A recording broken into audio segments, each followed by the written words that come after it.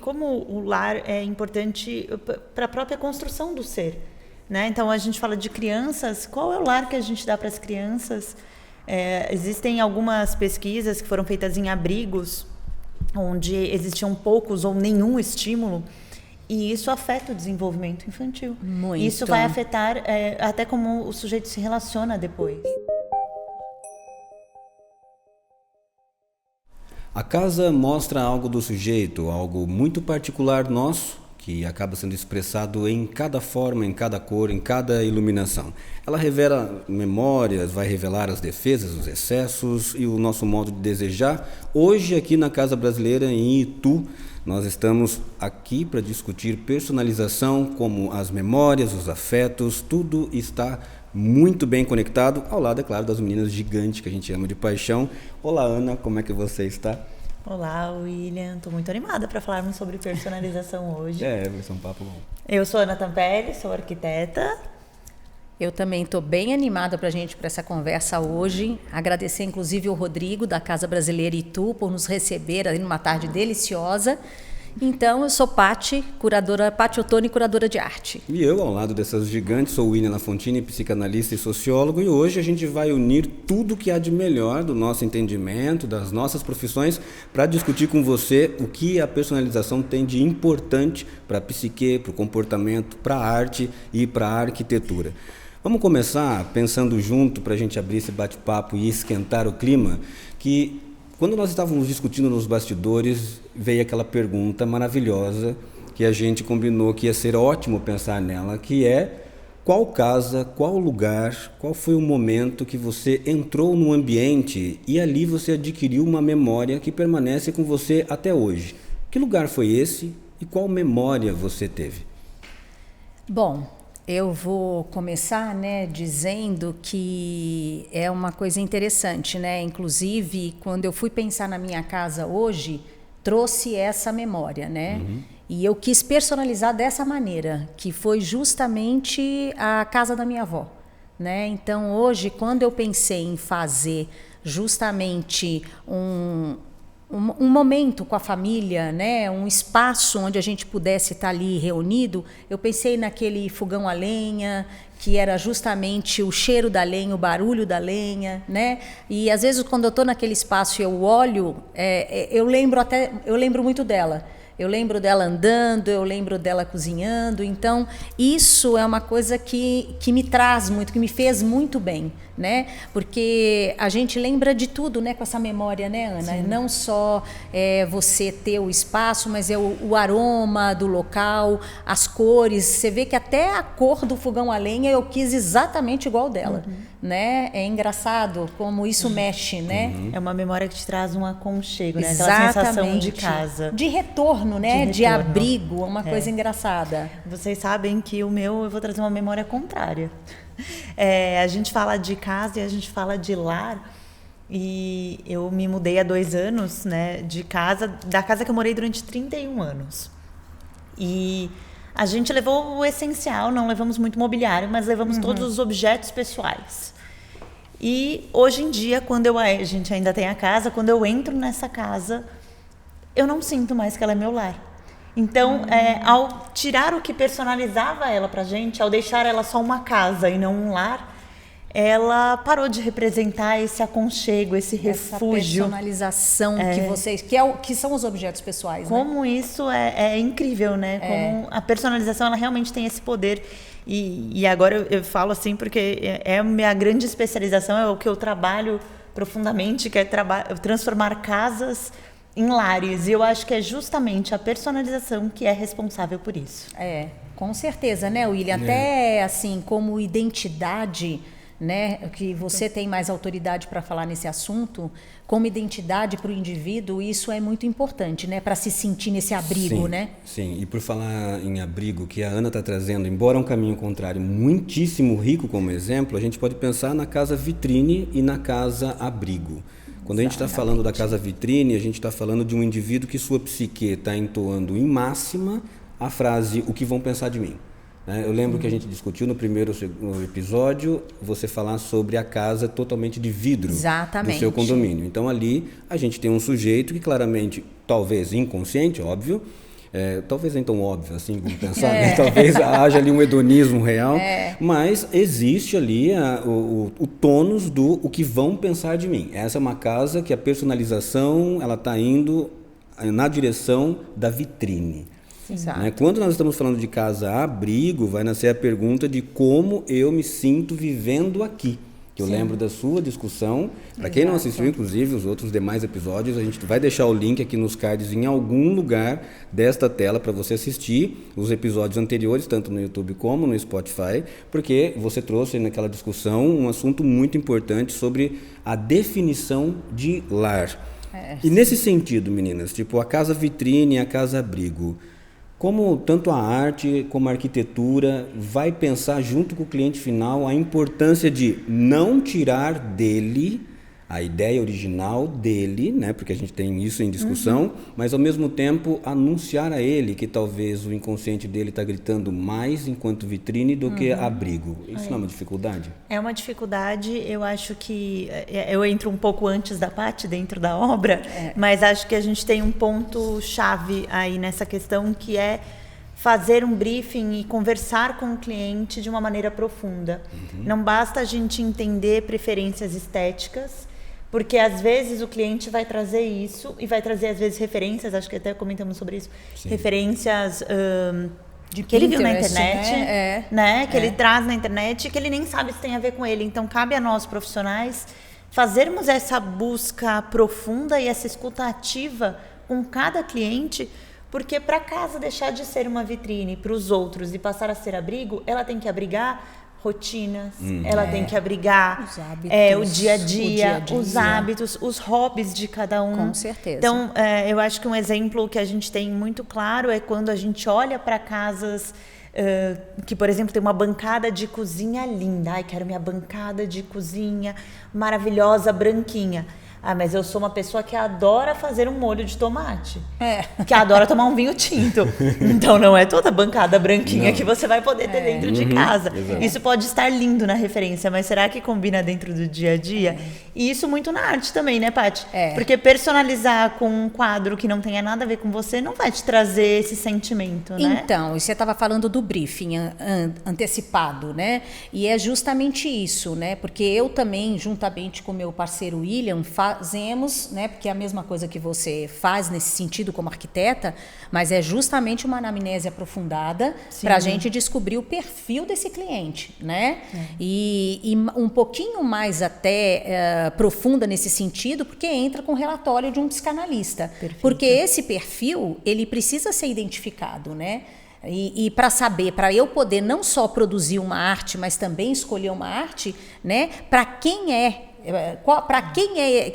para onde essa arte vai, né? Para qual indivíduo vai, qual ambiente ele vai estar localizado, sem falar que um brief bem feito vai servir para o projeto como um todo, né? Como um todo, com certeza. Não é só para aquele local ou para aquela arte que vocês fazem. Não é só para isso. Não. Eu acho que até como forma de autoconhecimento do próprio cliente. Claro, né? Porque a gente descobre muitas coisas quando a gente aprofunda essa conversa, né, William? Exatamente. Inclusive a gente tem um case muito bacana que a pessoa ficou emocionada mesmo quando recebeu a arte, né? Sim. E ela falou, olha, eu estou usando realmente essa consultoria, essa anamnese para o projeto todo, porque identificou cores, as formas, né? O aroma que ela pode, qual o ambiente para quem. E principalmente, Ana, você deve ter um pouquinho dessa problemática, vamos falar, porque quando a gente fala de um indivíduo é mais fácil, tá morando sozinho, né? E quando tem toda uma ocupação e relação dentro do espaço. Como que a gente personaliza ali um ambiente para que ele funcione para a rotina de cada indivíduo que está ali, de diferentes idades, que são ali indivíduos únicos. Exato. Mas a casa é o lar de todos. De todos, exatamente. Né? E aí, nesse ponto, né, William, como é que essa relação dentro de um lar, né, dentro desse comportamento do indivíduo, né? Como é que fica isso, né? A gente podia pensar isso de duas maneiras, sociológica e psicanaliticamente. E eu vou devolver para vocês uma bomba, então vamos trabalhar junto. Esse é o problema. Porque psicanaliticamente falando, eu estou vendo um sujeito, o indivíduo, a sua subjetividade. Então, quando eu estou entrando naquilo que será o lar dele, né, naquele projeto ainda de lugar que vai se transformar num abrigo ou vitrine, dependendo do que a gente conquistar, eu estou analisando junto, né, nós fazemos isso enquanto trabalho, a subjetividade, ou seja, eu e a Paty, a gente brinca sempre que eu sou o Google Tradutor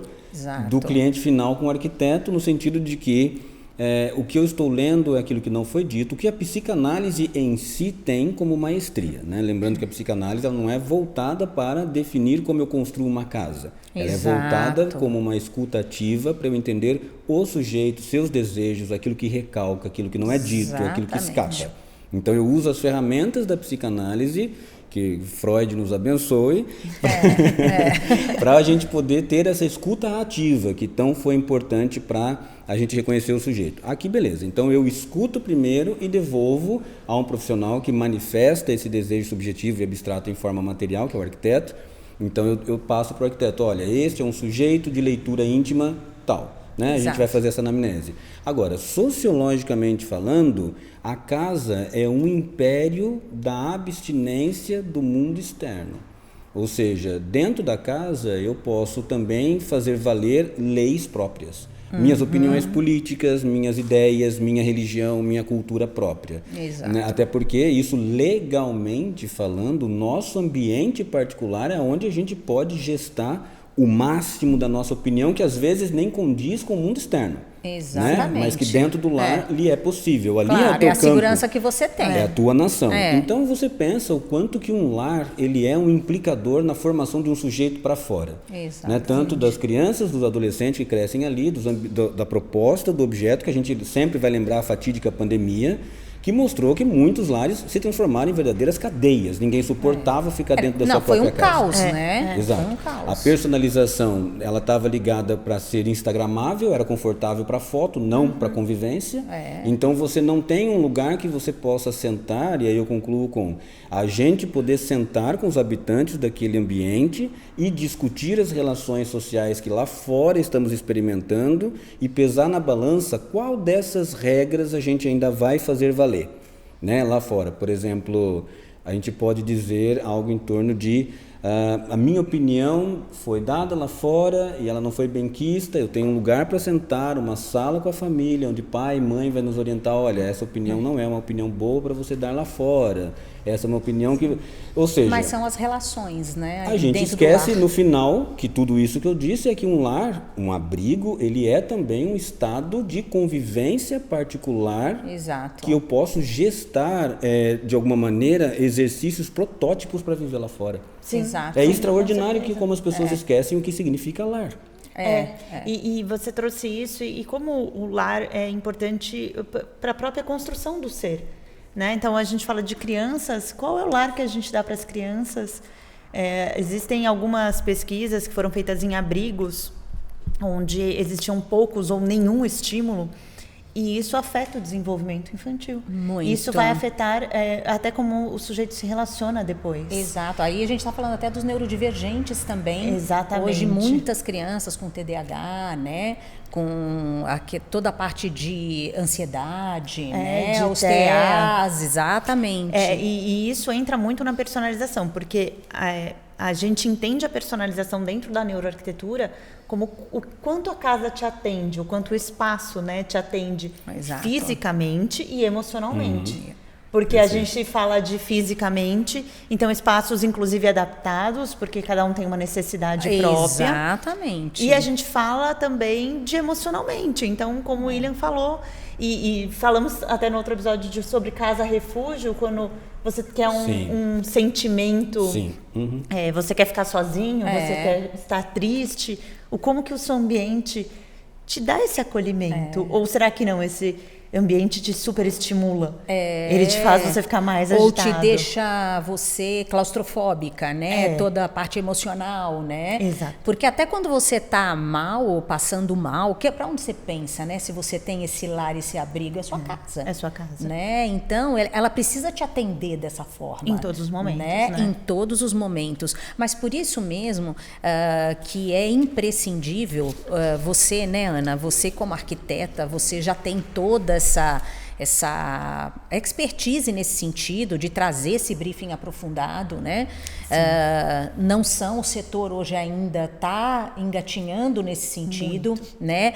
Eu já faço um briefing. Não, mas não é saber qual cor ou não, porque a pessoa às vezes imagina algo, né? Aquela cor ou aquela referência, mas nem sempre é aquilo, né? Ela trazendo isso, porque a gente confronta isso no briefing ou na anamnese, a gente confronta e vê que, olha, o que você falou não é o que você trouxe de imagem, né? Então tem muito isso, né? Então você imagina uma família onde eu acho que a personalização depende de uma decoração, de uma arquitetura onde ela seja flexível também, porque tem fases, né? Você pode ter filhos pequenos, porque depois são adolescentes, então cada fase tem uma necessidade. Um adolescente, ele precisa das relações, mas ele precisa também da parte da sua privacidade. Então você imagina isso. E qual o local, a família também se reúne. Então olha o que você também projeta, né? Eu vejo assim como o mercado ainda engatinha nesse sentido de vamos escolher com muito cuidado tendências, que a gente vai falar muito de tendência de arquitetura. Isso. O quanto essa tendência ela tem a ver com o meu cliente. E isso é personalização, né? Quando a gente escolhe algo que tem a ver com o nosso cliente. E aí quando a gente fala de ambientes, é essencial. Isso seja uma casa com uma família de 4, 5 pessoas, mas seja um casal morando junto. Exato. A grande chave para a gente ter um ambiente que fortalece o relacionamento é justamente a gente ter espaços individuais que respeitem a individualidade A privacidade e espaços de cada um. que promovam a conexão. Exato. Então é quando a gente fala da ocupação e da relação do espaço, né? Exatamente. E E como a gente pode ver, por exemplo, na família, escolher um lugar como aqui, a gente, por exemplo, está aqui atrás, todo mundo pode ver uma bela cozinha, né? E é um espaço onde é convidativo para a família estar junto, né? Onde as pessoas podem cozinhar junto, podem estar juntos. Afeta, inclusive, tem estudos que afeta, inclusive, a nutrição. Sim, né? Você exatamente. ter um planejamento bacana de uma comida, de frutas à mostra, né? Isso tudo vai trazendo, porque nós vivemos, a nossa conexão com o mundo externo é imagem. Ou se a gente pensa numa sala que abriga, que tem aquele sofá gostoso, Exato. que todo mundo pode sentar e ficar. Será que as pessoas vão preferir ficar nisso ou aquelas salas que são impecáveis, que não tem nada fora do lugar? Será que as pessoas vão ficar à vontade para estar naquele lugar, né, William? Exato. Esse assunto ele é maravilhoso porque para pensar, muita gente, nós temos literatura científica, que inclusive as fontes estão na descrição do vídeo, tanto no YouTube como no Spotify, para vocês também lerem por conta própria, mas nós temos uma grossa literatura científica que vai observar dados importantes coletados dentro da convivência de ambientes, hospitais, presídios até, a gente já levantou estudos assim, tanto presídios na Noruega, na Suíça, que ficou muito famoso estudos assim, porque a gente esquece, por exemplo, que esses ambientes era para readaptar pessoas à sociedade, não para destruir um indivíduo para soltar um monstro pior que entrou. É verdade. Né? Então a gente tem uma reeducação psicológica de um indivíduo que cometeu algum comportamento ilegal e está ali afastado da sociedade. Então nós temos esse tipo de pensamento, clínicas oncológicas para crianças e adolescentes. A gente está diante de crianças que estão amadurecidas porque estão enfrentando uma questão de conviver com a palavra e a sombra da morte. Isso é muito pesado o tempo todo, e você percebe que há um amadurecimento precoce desse indivíduo, né? Quem já visitou esses espaços percebe que as crianças são muito sábias, elas dão atenção para coisas que a idade dela não deveria estar prestando atenção. Ela conversa com você como um adulto que está vivendo o presente, porque teme que o amanhã lhe seja, né, ceifado. Exatamente. Então é um ambiente de uma comunicação e uma convivência que tem um atrito muito grande, né, com aquela coisa que a gente de vez em quando finge que está feliz, que a gente finge que está tudo bem e de repente alguns ambientes entram em atrito, eles revelam a verdade do tipo, olha, tem coisas reais acontecendo no mundo. E aí lembra daquele outro episódio que a gente gravou, que eu vou trazer isso à tona, para a gente pensar o seguinte, muitos ambientes adoecem as pessoas. Ah, exatamente. E é isso que a gente está trazendo como uma grande literatura científica. Então, muitos indivíduos acham que ele tem um problema, mas o ambiente favorece esse problema. Exatamente. Né? Exatamente. E eu acho que o não se identificar com o ambiente, um ambiente que não te atende e que justamente ele é feito para o outro e não para você, uma hora isso não vai se sustentar. Sim. E é esse ambiente que vai te acabar te adoecendo. Te adoecendo. Quando a gente fala dentro das nossas casas, que é onde a gente passa, onde a maior gente está parte. sem máscaras sociais, onde Exato. a gente passa a maior parte do tempo, onde há um lugar para nós sermos nós mesmos. Exatamente. Se essa casa ela não representa, Não te nos atender representar, ela com certeza em algum momento vai começar a te adoecer. dar esse problema, trazer uma ansiedade, vai trazer dificuldades no dia a dia, E né? isso é tão verdade que, inclusive, em hospitais, né, um dos experimentos da neurociência foi justamente com o Ulrich, né?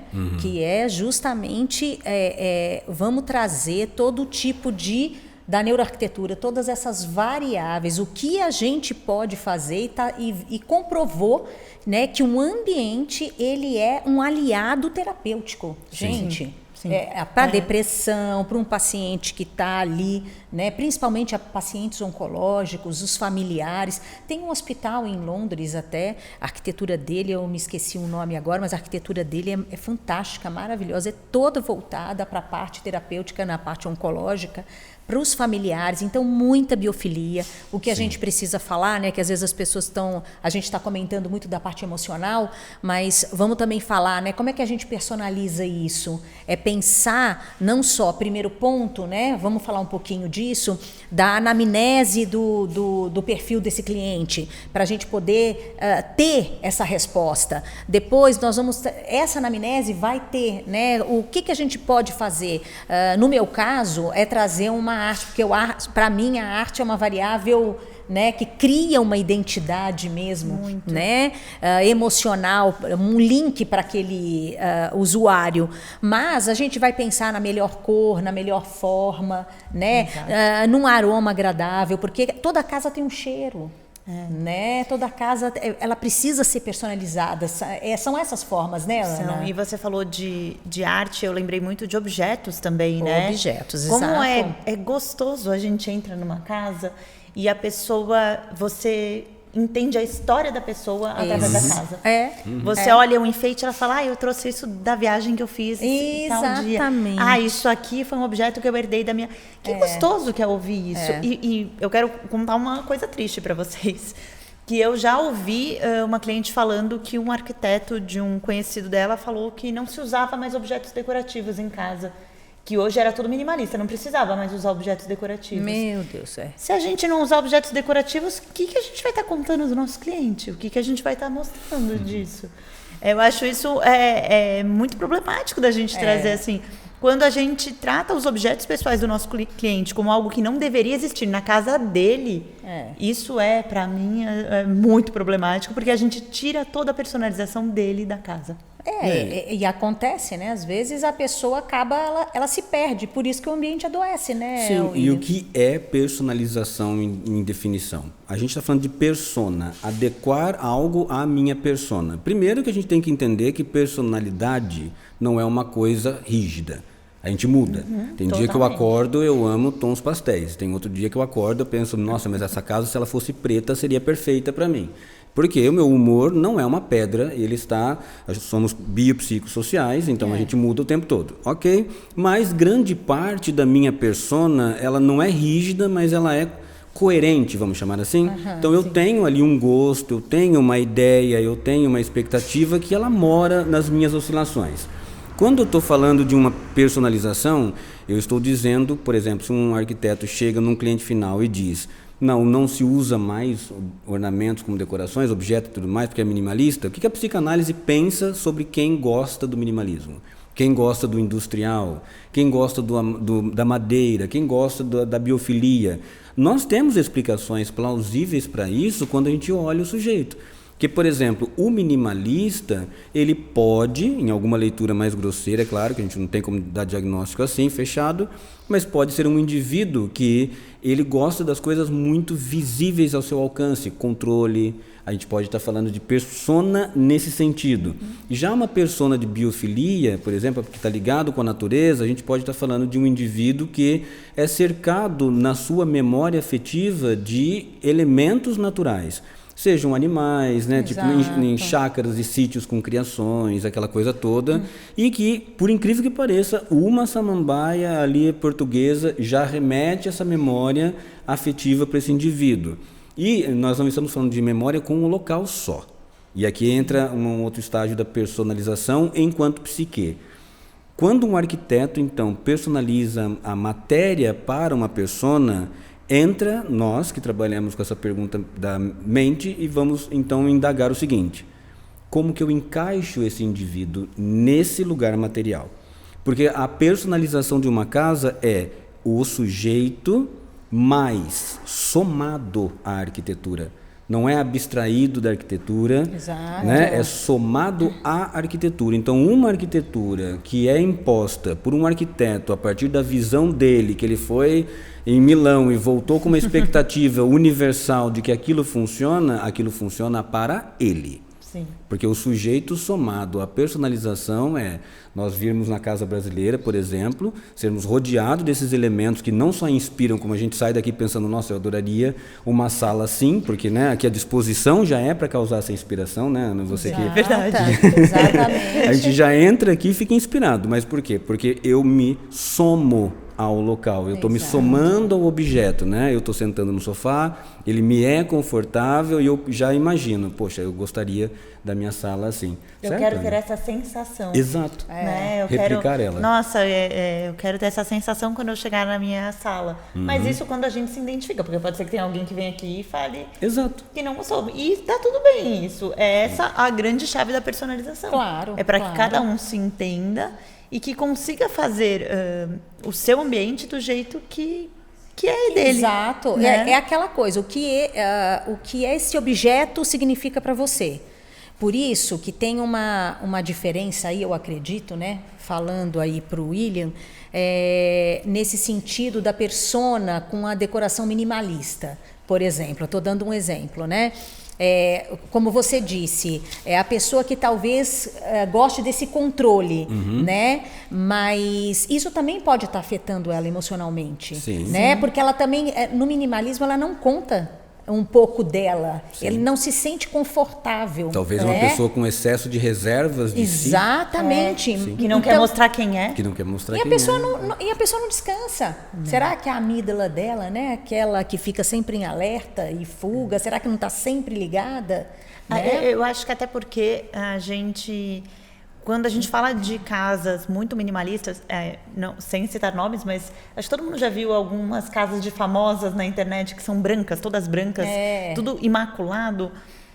Cadê a história? Cadê a marca de copo na mesa que fala que houve um jantar legal ali? Porque a imperfeição os brinquedos vale. na sala, exatamente. A imperfeição vale. Porque nós não somos perfeitos, né, William? Então eu acho que a imperfeição também faz Conta. parte de fazer uma casa um lar. E, inclusive, tem estilos, eu gosto muito do estilo que tem o wabi-sabi, que tem a ver um pouco com o estilo japonês, que até os locais vazios significam também.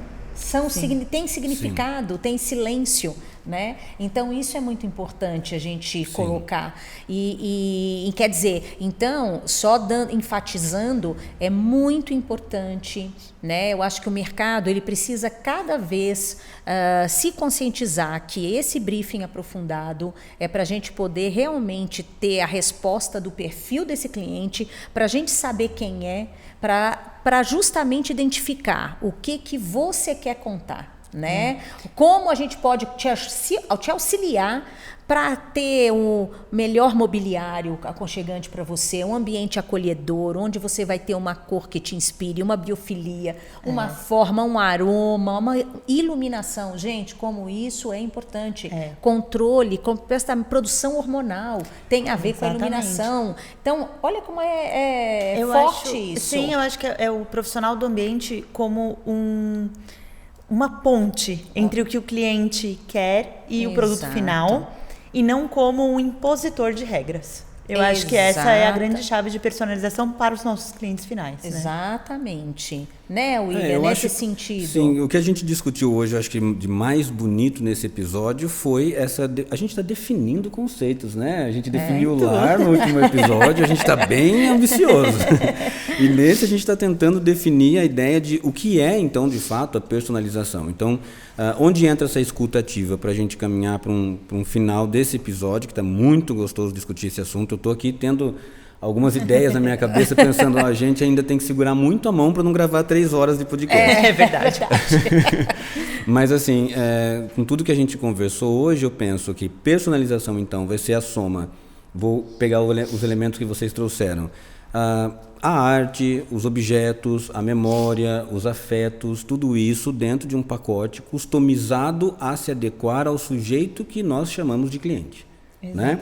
Então isso é uma proposta que de repente pode ser desconfortável até para nós mesmos, porque, por exemplo, enquanto psicanalista, em clínica eu não julgo absolutamente nada que um analisando me traz, enquanto parte da persona dele, nem que seja a partir do meu código de ética, do que eu acho certo ou errado, porque isso não entra em clínica.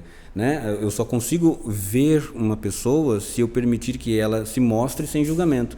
Quando eu coloco isso dentro do nosso trabalho, aí eu lembro arquitetos, designers e afins, vem a pergunta de, será que o sofá que você acredita que fica bom na sala do seu cliente é porque você gosta do sofá ou porque ele gosta? Será que minimalismo te afeta, te incomoda? Você não teria uma casa minimalista e talvez acredite que faça mal para a pessoa? Ou será que pode fazer bem para esse sujeito?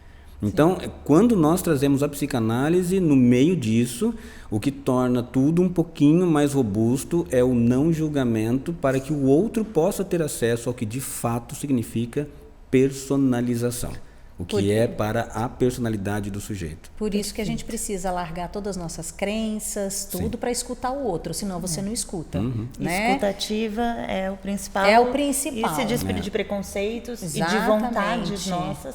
E eu vou dizer, William, não é fácil. Às vezes é mais fácil a gente realmente vamos pegar o que é tendência, o que está ali fácil no mercado que a gente tem, do que a gente parar e investigar a fundo quem o nosso cliente é. Ou então fazer exatamente aquilo, né, Ana? Eu quero igualzinho aquele ali, ó. Mas aquela decoração ali, aqui. Só que é para você, né? Como é que você vai sentir o seu lar? Como é que você vai se identificar com ele?